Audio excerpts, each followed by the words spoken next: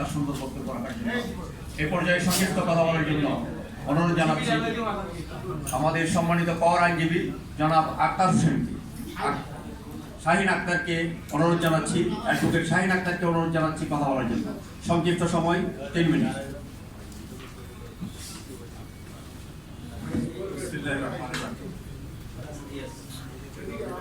আইনজীবীদের বাজেট ভাবনা সেমিনারের সম্মানিত সভাপতি, মাননীয় প্রধান অতিথি, রাজনৈতিক প্রতিনিধি এবং বিভিন্ন আইনজীবী ভাই বোনেরা, সাংবাদিক বন্ধুগণ, আসসালামু আলাইকুম ওয়া রাহমাতুল্লাহি ওয়া বারাকাতুহু।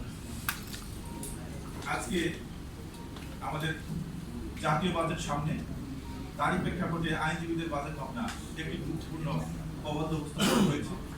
এই প্রবন্ধে যে বিষয়গুলি বর্ণনা করা হয়েছে তার মধ্যে অন্যতম বিষয় হচ্ছে নির্বাহী বিভাগ থেকে বিচার বিভাগ পৃথক গঠন।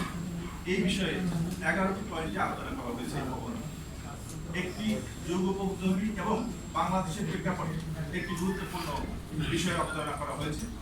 আমি মনে করি বাজেট নিয়ে যে আলোচনাগুলো হচ্ছে রাজনীতিতে, আমাদের সংস্কৃতিতে, তার মধ্যে এই বিষয়টিকে যদি দৃষ্টি দেওয়া যায় অথবা এই বিষয়টিকে যদি এড়িয়ে না যাওয়া যায়, তাহলে আমাদের বাজেটটা জাতির জন্য খুবই কল্যাণকর হতে পারে। আর এটিকে এড়িয়ে গেলে আমাদের দেশে আবার ফ্যাসিবাদ অথবা দুর্নীতিবাদের আঘাত হতে পারে। যদি বিচার বিভাগ পৃথকীকরণ হয় তাহলে সম্ভব একটি দেশে সম্পূর্ণ স্বাধীনভাবে বাজেট প্রণয়ন এবং ন্যায় বিচার প্রতিষ্ঠা করা। তাই আমি এই ফোরামের মাধ্যমে আমাদের জাতীয় সরকারকে বলবো, আপনারা আইনজীবীদের এই বাজেট ভাবনাটিকে চিন্তা করবেন, এটাকে আমলে নেবেন, তাহলেই আমাদের দেশে আগামীতে যে বাজেটটা হবে সেটা সফল এবং সুন্দর বাজেট হবে, দেশের জন্য কার্যকরী বাজেট হবে। এগুলি আমি সংক্ষিপ্ত বক্তব্য শেষ করছি। আসসালামু আলাইকুম ওয়া রাহমাতুল্লাহি ওয়া বারাকাতুহু।